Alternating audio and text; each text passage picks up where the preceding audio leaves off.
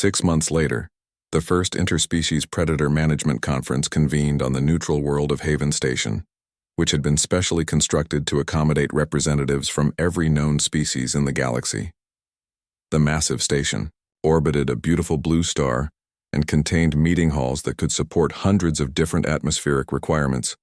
Simultaneously, representatives from across the galaxy had traveled vast distances to participate in this groundbreaking event that would have been impossible to imagine during the panic over the space crocodile. Ancient species that had never cooperated before were now working together to share knowledge about dangerous wildlife management and ecosystem relationships. Dae-ho found himself working alongside Dr. Park Min-seo to establish what would become known as the galaxy's first comprehensive predator database.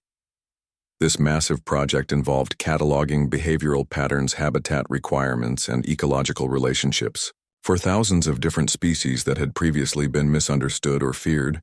Species that had lived in terror of creatures like the space crocodile were now successfully implementing management strategies based on understanding rather than fear. Mining colonies reported 70% reductions in wildlife-related incidents after adopting the new protocols developed. Through interspecies cooperation, Dr. Park had been appointed as the chief scientific coordinator for the new Galactic Wildlife Research Initiative. Her expertise in ecological relationships combined with her ability to work effectively with alien researchers had made her the obvious choice for this important position. The transformation in how different species approach dangerous wildlife was remarkable. Captain Lee Sung-min had been selected to lead the new Rapid Response Wildlife Assessment Team, which was a joint military and scientific organization that investigated reports of problematic creatures throughout the galaxy. Their first major success had involved relocating an entire family of space crocodiles that had taken up residence near a busy shipping lane. Instead of attempting to destroy the creatures, the assessment team used knowledge of crocodilian territorial behavior to guide them toward a more suitable habitat in a nearby asteroid field. Rich with the prey species they preferred, the space crocodiles had moved willingly once they understood that better hunting opportunities were available elsewhere. The shipping companies were amazed that a problem they had expected to require military intervention was solved through simple ecological management techniques. The multi-headed creature that had appeared so dramatically during the original demonstration had become the subject of intensive study by teams from dozens of different species. Further research revealed that it was actually one of several similar creatures that served as natural cleanup crews for space, debris, and dead organic matter. Rather than being a dangerous apex predator, the multi-headed beings were more like galactic janitors that maintained the health of space ecosystems by consuming waste products and preventing the accumulation of materials that could interfere with navigation or planetary development. Dr. Park often commented on how fear had distorted everyone's perception of these creatures. These aliens had incredibly advanced technology and sophisticated scientific methods, she would say during her research presentations, but they had never developed frameworks for understanding ecological relationships, because most species had evolved on single worlds with limited biodiversity. The success of the new wildlife management programs had attracted attention from species throughout the galaxy. Many civilizations discovered that creatures they had feared for generations were actually beneficial to their ecosystems when properly understood and managed. Dae-ho spent most of his time reviewing reports from colonies that had successfully implemented the new protocols. Attack rates had dropped dramatically, and several species had discovered that creatures they considered pests were actually controlling populations of more destructive organisms. The space crocodile that had started the entire crisis had become something of a galactic celebrity, now officially designated as Crocodilicus spatialis in the new universal taxonomic system. It was recognized as an important species that helped maintain balance in asteroid belt ecosystems by controlling smaller scavengers.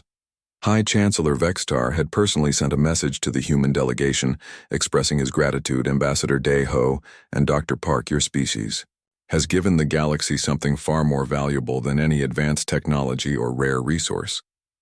You have provided us with the intellectual tools we needed to understand our place in the larger cosmic ecosystem.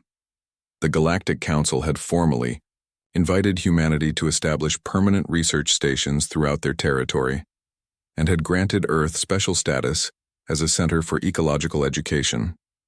Human universities were now receiving thousands of applications from alien students who wanted to study predator relationships and ecosystem management. Captain Lee often found himself leading joint missions with alien officers who brought their own expertise about space-adapted creatures while learning human techniques for behavioral analysis. The cooperation between different species had produced insights that no single civilization could have achieved alone.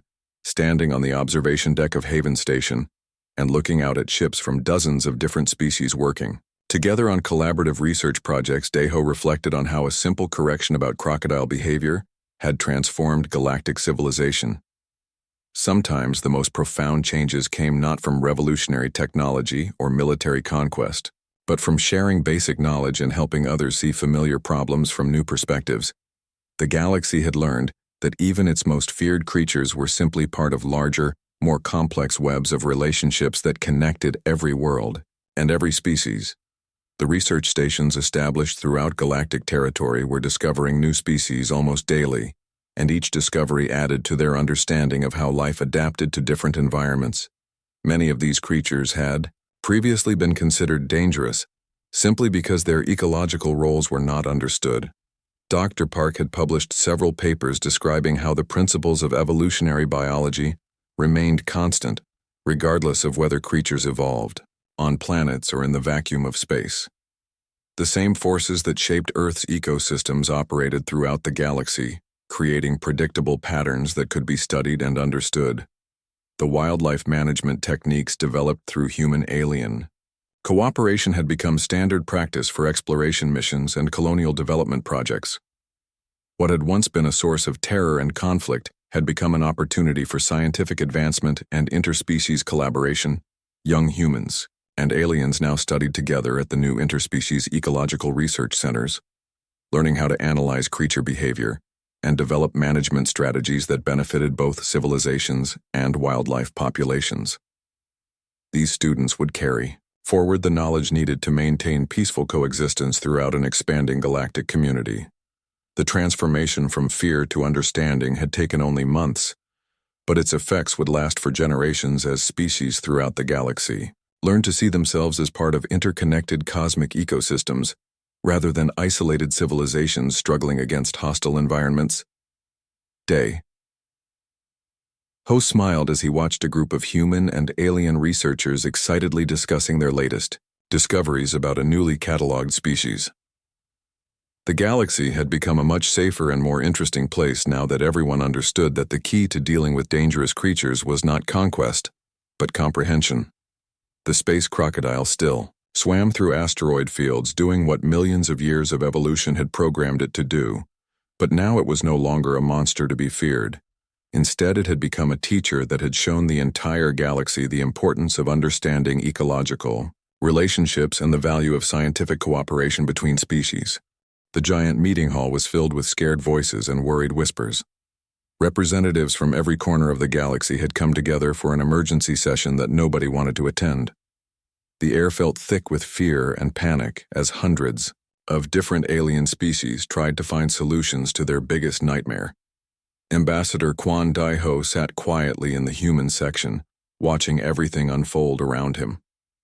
He was a tall man with kind eyes and steady hands that never shook even in the most dangerous situations. His black hair was neatly combed and his diplomatic uniform was perfectly pressed as always. Daiho had represented humanity in many difficult meetings before, but he had never seen the galactic community this terrified about anything. Above their heads, massive holographic screens showed footage that made even the bravest warriors feel sick to their stomachs. A huge scaly creature with teeth like swords was tearing through the most advanced battleships in the galaxy, like they were made of paper. The beast moved through space itself without needing air or protection from the cold darkness. Its jaws could crush metal that was supposed to be indestructible, and its thick hide bounced off plasma weapons like they were harmless lights. The creature in the videos was at least 30 meters long from nose to tail. Its body was covered in dark green scales that looked harder than diamond armor. Each tooth in its massive mouth was longer than a grown person and sharp enough to cut through starship hulls. But the most frightening thing about the beast was its eyes. They were cold and calculating like an ancient intelligence that had been hunting and killing for millions of years. High Chancellor Vextar stood at the center of the chamber, trying to maintain order among the panicking delegates. He was a member of the Kethrani species with 4 long arms and a voice that usually commanded respect throughout the galaxy. Today, however, his forearms were shaking and his voice cracked with fear as he pointed toward the horrible images above them. "Behold the apex predator of the Outer Rim," the Chancellor announced, and his words echoed through the silent chamber. "This monster has destroyed 17 of our mining colonies in the past month. It has devoured entire crews of brave explorers and left nothing but empty ships floating in space. Our greatest warriors run away in terror when they see this thing approaching. Nothing in the known galaxy can match its terrible power and hunger for destruction." The assembled aliens began talking among themselves in worried tones. Some species had already started making plans to evacuate their border worlds and retreat deeper into safer space. The crystalline hegemony representative was making nervous clicking sounds with his gemstone body, while the gaseous beings from Nebula Prime had dimmed their natural glow until they were barely visible in the darkness. Near the back of the chamber, the insectoid delegates from the hive worlds were buzzing frantically to each other. Their compound eyes reflected the horrible images from the screens as they calculated how quickly the monster could reach their home systems. Even the mighty Titan Confederation, whose members stood 3 meters tall and were known for their incredible strength, looked nervous about facing this creature. The beast had earned its fearsome reputation through a series of brutal attacks across the Outer Rim territories. It would appear suddenly from asteroid fields or the dark spaces between stars and launch devastating attacks on unsuspecting ships and stations. The creature seemed to prefer targeting mining operations and cargo vessels full of workers who had no way to defend themselves against such a monster. Military reports described how the beast used ambush tactics that caught even experienced commanders off guard. It would hide among space debris or inside asteroid fields, waiting patiently for prey to come within striking distance. When victims got close enough, the creature would explode from its hiding place with incredible speed and power that overwhelmed any defensive measures. The monster's hunting pattern was unlike anything the galactic community had ever encountered. It would grab ships in its massive jaws and perform a spinning motion that tore apart even the strongest hulls in seconds. Survivors who managed to escape described hearing the horrible sound of metal being crushed and twisted as the beast devoured their vessels piece by piece. What made the situation even more terrifying was how the creature seemed to be getting bolder with each attack. Early encounters had occurred in remote areas where few witnesses survived to tell their stories. Now the beast was striking closer to major shipping lanes and populated systems, as if it was deliberately challenging the entire galactic civilization. Deho listened to all the fearful reports and studied the footage with the calm attention that had made him one of humanity's most respected diplomats. While other species panicked and made plans to flee, he watched the creature's movements with growing interest. Something about the way the beast behaved reminded him of animals he had studied back on Earth during his university years. The human delegation was small compared to most other species represented in the chamber. Humanity was still relatively new to galactic politics, having only joined the galactic community 50 years earlier. Many of the older species still considered humans to be primitive newcomers who had little to contribute to important discussions about galactic security. But Deho had earned respect through years of careful diplomacy and problem-solving. He had helped negotiate peaceful solutions to several territorial disputes and had proven that humans possessed unique perspectives that could benefit everyone. His calm demeanor and logical approach to complex problems had made him friends among many different species. As the panic in the chamber continued to grow, Deho raised his hand slowly and politely. His movement was so calm and controlled that it immediately caught the attention of several nearby delegates. The steady confidence in his posture contrasted sharply with the fear and chaos surrounding him. "Excuse me," Chancellor Deho said in a clear voice that carried easily through the large chamber. His tone was respectful but firm, showing that he had something important to contribute to the discussion. "May I please take a closer look at this creature that has everyone so frightened?" The entire chamber fell silent as hundreds of alien eyes, sensors, and optical organs focused on the human representative. Chancellor Vextar looked surprised by the request but gestured for the holographic displays to rotate and show the beast from different angles. The images revealed even more terrifying details about the creature's size and power. Daiho stood up from his seat and walked closer to the massive displays, studying every detail of the monster with careful attention. He looked at the creature's body structure, its movement patterns, and the way it attacked its victims. Other delegates watched him nervously, wondering what the human could possibly see that their own experts had missed. After several minutes of careful observation, Daiho cleared his throat and addressed the chamber with the same calm confidence he had shown throughout his diplomatic career. Chancellor, with all due respect to your scientific teams and military experts, I believe there has been a serious misunderstanding about this creature. The chamber became so quiet that the only sound was the gentle humming of the life support systems. Every being in the room waited to hear what the human ambassador had discovered that could change their understanding of their greatest fear. This is not the galaxy's apex predator, Daiho announced with absolute certainty in his voice. This creature is essentially a very large crocodile, and I can prove it. 2 weeks after the dramatic demonstration in the Kepler Nebula, the emergency session at the Galactic Council had transformed into something that resembled a scientific conference more than a crisis meeting. Species that had been preparing evacuation. Plans were now eagerly studying ecological data and asking detailed questions about predator relationships. Dr. Park Min-seo stood before the assembled representatives, presenting her comprehensive analysis of both creatures they had encountered. Her presentation included detailed behavioral studies, ecosystem mapping, and recommendations for safe interaction protocols. The scientific community was amazed by the depth of human knowledge about ecological relationships. The creature you feared exhibits all the classic characteristics of what we call a successful mesopredator, she explained while displaying comparative data from Earth ecosystems. It is incredibly effective within its specific environmental niche, but it is not a dominant species across its entire habitat range. Like Earth crocodiles, it has survived for millions of years by being perfectly adapted to particular conditions. High Chancellor Vexitar leaned forward with his compound eyes reflecting genuine scientific curiosity rather than the fear that had dominated their earlier meetings. Dr. Park, your species seems remarkably well informed about predator relationships and ecosystem balance. How did humans develop such detailed expertise in these areas? Daiho exchanged glances with Dr. Park before standing to address the question. Chancellor, humans have coexisted with dangerous predators throughout our entire evolutionary history. We learned early that survival required studying these creatures, understanding their behavior patterns, and developing strategies for coexistence or competition when necessary. He activated holographic displays showing Earth's incredibly diverse ecosystems with their complex webs of predator and prey relationships. Our home world contains many different creatures that could be considered apex predators within their specific environments. We have great white sharks that dominate parts of our oceans, polar bears that control Arctic territories, and various big cats that rule different geographical regions.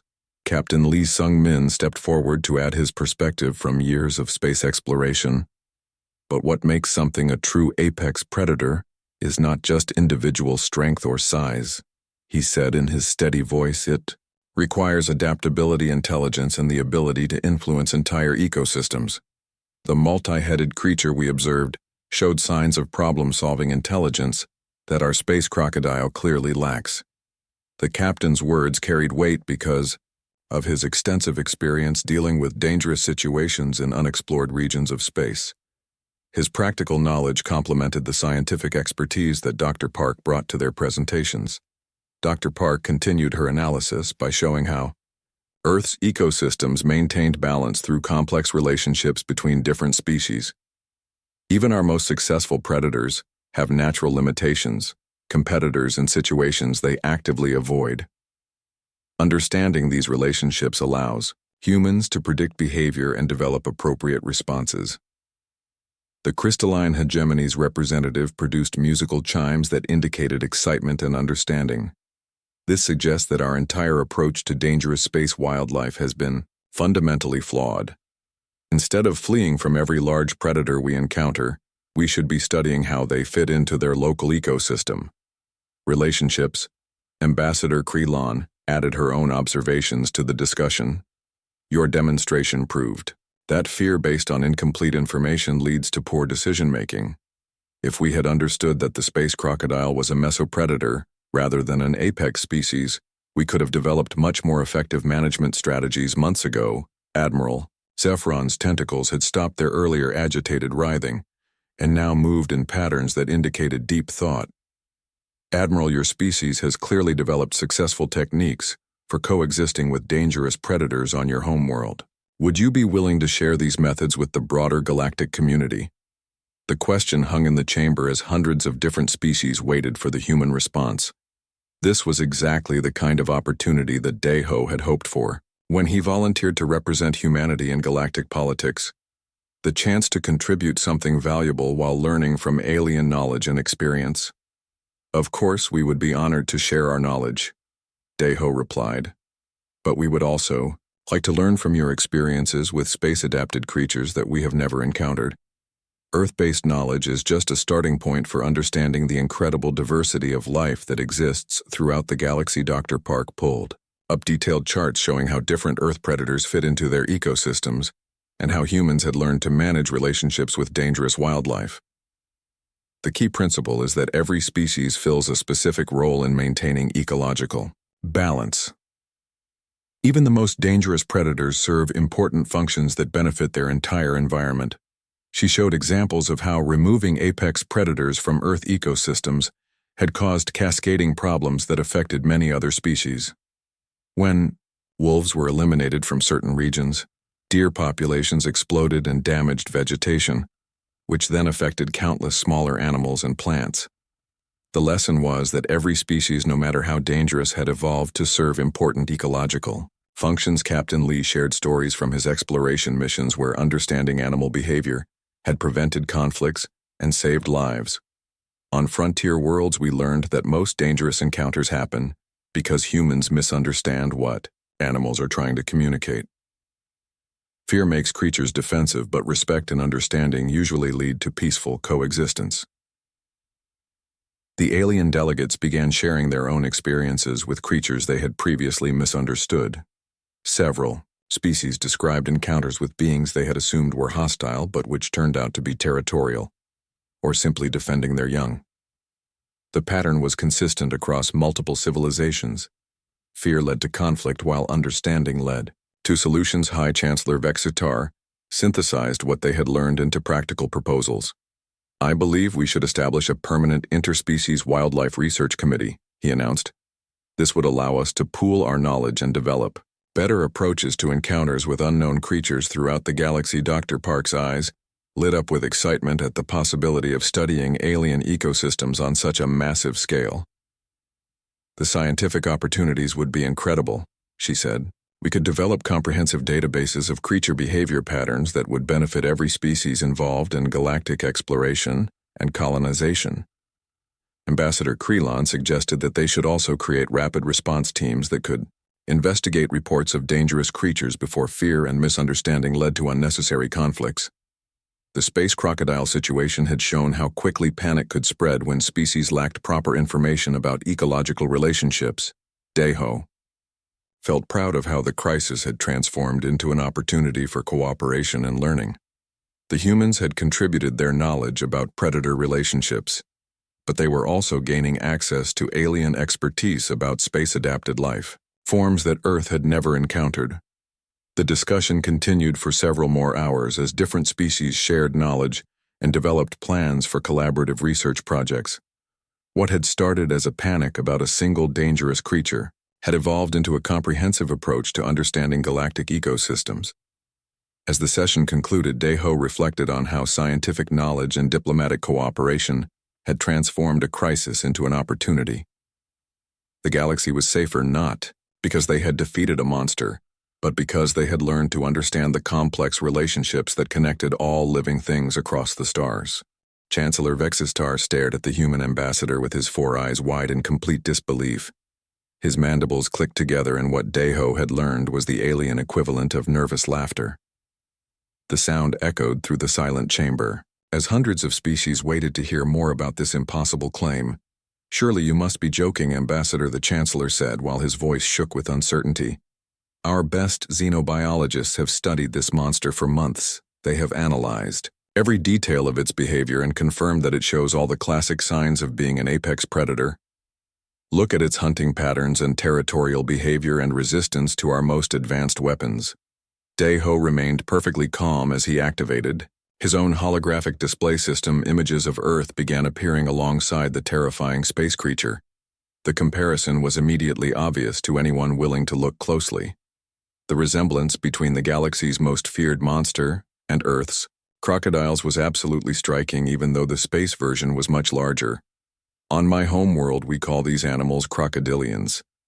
Dae-ho explained in his steady diplomatic voice. They are very effective ambush predators that have survived for millions of years. But they are definitely not apex predators in most ecosystems where they live. They are successful because they fill a specific role, not because they dominate everything around them. The alien representatives began leaning forward, in their seats despite their fear and skepticism. Many of them had never heard of Earth's wildlife and were curious about what humans might know about predator relationships. Dr. Park Min-seo joined Dae-ho at the podium, carrying data tablets full of research about Earth's ecosystems. Dr. Park was one of Earth's most respected xenobiologists, who had spent her entire career studying how different species interacted with each other. She was shorter than Dae-ho, with intelligent eyes and hands that moved quickly when she got excited about scientific discoveries. Her reputation for careful research had earned respect, even among alien scientists who usually dismissed human knowledge. The behavioral patterns match almost perfectly, Dr. Park explained as she began showing detailed comparisons between the space creature and Earth crocodiles. Notice how this monster attacks from hidden positions in asteroid fields or space debris, just like crocodiles hide in water or vegetation. The spinning attack it uses to tear apart ships is identical to the death roll technique that crocodiles use to disorient their prey. She continued her presentation by showing footage of both creatures hunting. The similarities were remarkable. Both species waited patiently for prey to come within striking distance, then exploded into violent action, using overwhelming force to quickly disable their victims. Both creatures also retreated to safe locations to consume their catches without interference. From competitors, Admiral Zephron of the Stellar Navy raised several of his tentacles in agitation. But look at its incredible size, he protested, and its ability to survive in the vacuum of space without any protection. Surely these amazing traits make it the ultimate predator in the galaxy. Nothing else we know can match these capabilities. Dae-ho smiled patiently, as he had done in countless diplomatic meetings where he needed to explain human perspectives to confused aliens. Size alone does not determine whether something is an apex predator, he said calmly. On Earth, crocodiles share their environments with many creatures that they actively avoid. They are incredibly successful survivors, but they are not at the top of every food chain they participate in. The human delegation began displaying detailed information about Earth's complex ecosystems. Images showed lions that could kill crocodiles when the opportunity arose. Humans had been hunting crocodiles for thousands of years, using intelligence and tools to overcome the reptiles' natural advantages. The presentations demonstrated how even the most successful predators had limitations and competitors. Dr. Park pulled up charts showing predator-prey relationships from different Earth environments. In African rivers, crocodiles avoid hippopotamuses, which are much more aggressive. In some areas, large cats like jaguars hunt caimans successfully, and humans have coexisted with crocodilians by understanding their behavior patterns and avoiding unnecessary conflicts. The vacuum adaptation is certainly impressive. Dr. Park continued, but it is likely an evolutionary response to living in asteroid fields and areas with lots of space debris. The creature probably evolved on a planet that gradually lost its atmosphere over millions of years. This forced it to develop the ability to survive in space, but it does not change its fundamental nature as an ambush predator. She showed theoretical evolutionary trees demonstrating how the space creature could have developed from more normal crocodilian ancestors. The adaptations were remarkable, but they followed logical patterns that made sense when viewed from an evolutionary biology perspective, rather than being a perfect killing machine. The creature was simply well adapted to its specific environment. Captain Lee Sung-min, who had been quietly observing from the back of the human delegation, stepped forward. He was a veteran of humanity's expansion into space with weathered features and steady hands that had guided ships through dangerous situations for decades. His presence added military credibility to the human claims. I have encountered similar creatures during deep space exploration missions. Captain, Lee said in his gruff but honest voice. They follow predictable patterns just like the wildlife we deal with on frontier worlds. When you understand what drives their behavior, you can avoid conflicts or deal with them safely. The key is respecting what they are rather than fearing what you think they might be. The alien delegates were beginning to show signs of genuine interest rather than pure terror. Several species began asking questions about Earth's approaches to managing dangerous wildlife. The crystalline hegemony's representative chimed with musical tones that indicated curiosity, while the gaseous beings from Nebula Prime brightened their natural glow. High Chancellor Vextar looked around the chamber and saw that the mood was shifting from panic toward scientific interest. This is fascinating information, he admitted, but how can your species be so confident about a creature you have never encountered before? How do you know that your Earth knowledge applies to something that lives in deep space? Day-Ho exchanged glances with Dr. Park before answering. Because the fundamental principles of ecology and evolutionary biology are universal, he explained. Whether a creature lives on a planet or in space, it must follow the same basic rules for survival. Energy must come from somewhere, waste must be disposed of somehow, and resources must be allocated efficiently.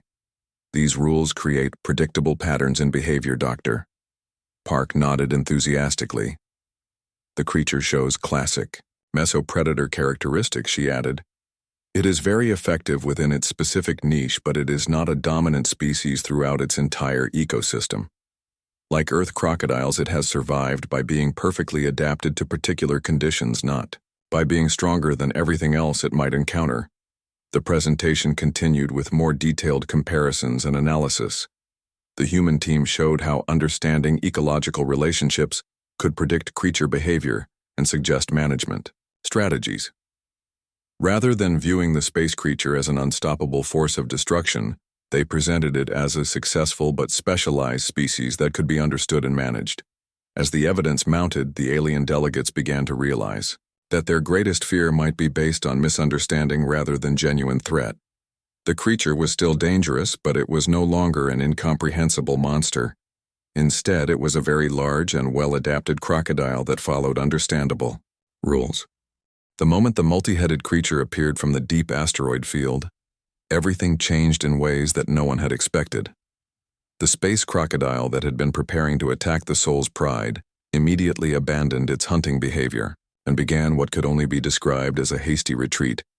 The transformation was so complete and sudden that even Dr. Park Min-seo gasped in amazement as her instruments recorded every detail of the space crocodile's panicked flight response. Within seconds, the galaxy's most feared predator had gone from confident hunter to frightened prey, desperately trying to escape from something much more dangerous. Captain Lee Sung-min quickly maneuvered their ship to a safer distance while maintaining visual contact with both creatures. His years of experience exploring unknown regions of space had taught him to respect any situation where predators showed fear. The fact that their space crocodile was running meant that the new arrival was something entirely different. Look at the complete change in body language, Dr. Park said, while her scientific excitement overcame any reasonable fear she should have been feeling. The crocodile has gone into full defensive mode with its tail tucked and its head low. This is exactly how Earth crocodiles behave when they encounter something that can actually threaten them. The multi-headed creature approached the retreating crocodile with casual confidence that marked it as a true apex predator. Unlike the crocodile, which relied on stealth and ambush tactics, this new beast announced its presence openly, because nothing in this region of space could challenge its dominance. The newcomer moved with the unhurried grace of something that had never needed to fear anything else. It did not rush or hide or use clever tactics. Instead, it simply moved forward through space, knowing that its mere presence was enough to claim whatever territory or resources it wanted from any other creature. The space Crocodile continued its desperate escape, occasionally glancing back at the approaching threat, but never slowing its flight. The contrast between its earlier confident hunting behavior and its current terrified retreat could not have been more dramatic. Even the alien observers who had spent months fearing the crocodile could see that it was completely outclassed. You see Daiho broadcast to the assembled galactic fleet. A true apex predator does not need to hide or use ambush tactics. It announces its presence because nothing poses a genuine threat to it. Our space crocodile, for all its impressive size and abilities, knows exactly when it is completely outmatched by superior competition. Ambassador Krelon of the Crystalline Hegemony was among the first alien representatives to respond over the communication channels. Ambassador Daiho. This revelation changes everything. We thought we knew about predator relationships. If the creature we have feared for so long is merely prey to something else, what does this mean for the safety of our colonies? The multi-headed beast seemed to lose interest in the fleeing crocodile and instead turned its attention to the wreckage that the crocodile had been feeding on earlier. It began methodically consuming the debris, including metal components and electronic systems that should have been completely indigestible to any known form of biological life. Captain Lee watched the display with the professional interest of someone who had encountered strange phenomena throughout his career exploring the galaxy's most dangerous frontier regions. "Sir, should we attempt to move closer and study this new creature in more detail?" he asked, while keeping his voice carefully neutral. "No," Daiho decided after a quick consultation with Dr. Park. "We have successfully made our point about the crocodile being a mesopredator rather than an apex species. This new creature is clearly something much more powerful, and we should observe it from a respectful distance until we understand more about its behavioral patterns." The multi-headed creature continued its feeding process with movements that seemed almost ritualistic. Each piece of debris was carefully examined before being consumed, and the entire process followed patterns that suggested intelligence rather than simple animal hunger. The way it sorted through different materials indicated decision-making abilities far beyond what they had observed in the space crocodile. Dr. Park was frantically recording every detail of the encounter while running analysis programs on the new creature's biological signatures. "This is absolutely fascinating," she reported to both the bridge crew and the listening alien fleet. "The energy readings are unlike anything in our databases, and the creature appears to be digesting materials that should be impossible for organic life to process." The bioluminescent patches on the creature's multiple heads pulsed in complex patterns that resembled some form of communication system. Whether it was talking to itself or broadcasting messages to other members of its species was impossible to determine, but the patterns showed clear signs of organized information. "Exchange, High Chancellor." Fextar's voice came through the communication system with tones of amazement and growing understanding. "Ambassador Daiho, your demonstration has revealed layers of complexity in our local ecosystems that we never imagined existed. We have been so focused on fearing individual creatures that we completely missed the larger relationships between different species." The space crocodile had by now retreated to a safe distance where it resumed its patient waiting behavior, but with obvious awareness of the more powerful predator sharing its territory. The way it positioned itself showed that coexistence was possible, but required constant vigilance and respect for territorial boundaries. Admiral Zephyron added his observations to the discussion. "The military implications are staggering," he reported. "If we had continued treating the space crocodile as an unstoppable apex predator, we would have developed completely inappropriate defensive strategies. Now we can see that effective defense requires understanding the entire ecosystem rather than focusing on individual threats." Dr. Park noticed something else interesting about the multi-headed creature's feeding behavior. It was not consuming everything randomly, but appeared to be selecting specific types of debris while leaving other materials untouched. This suggested that it might actually serve an important ecological function by cleaning up space junk and organic waste. This could explain why space lanes in this region sometimes clear themselves of debris, Captain Lee observed. "We always assumed it was due to gravitational effects or stellar winds, but this creature might be actively maintaining the local space environment by consuming unwanted materials." Revelation that their most feared monster was actually just one part of a complex ecosystem began to sink in among the alien observers. Many species started asking questions about other creatures they had encountered and wondered what relationships they might have missed due to their limited understanding of ecological principles. Deho felt a sense of satisfaction as he watched the galactic community begin to grasp the importance of ecological thinking. The humans had not only solved the immediate crisis but had opened up entirely new ways of understanding how life operated on a galactic scale. Dr. Park finished her preliminary analysis of both creatures and prepared to present her findings to the assembled fleet. The data clearly showed that the space crocodile, while dangerous, was a specialized predator that filled a specific ecological niche rather than being a dominant species. The multi-headed creature appeared to be a true apex predator that maintained balance in the local ecosystem through its presence and feeding habits. The demonstration had accomplished everything they had hoped for and more. Not only had they proven that the space crocodile was manageable, but they had revealed the existence of natural systems that could help maintain order in previously chaotic regions of space. As both creatures settled into their natural behaviors, with the crocodile resuming its patient hunting and the multi-headed beast continuing its methodical cleanup work, it became clear that understanding rather than fear was the key to successful coexistence with dangerous wildlife. 3 days after the emergency council session, the largest fleet in galactic history assembled at the edge of the Kepler Nebula, where the space creature had been spotted consuming another disabled transport ship. The collection of vessels represented every major species in the galaxy, all united by curiosity about whether the humans could prove their incredible claims about the monster ambassador. Deho stood on the bridge of the human vessel, Soul's Pride, alongside Captain Lee Sung-min, who had volunteered his ship and crew for this unprecedented demonstration. The bridge was quiet, except for the soft humming of instruments and the occasional beep from communication systems.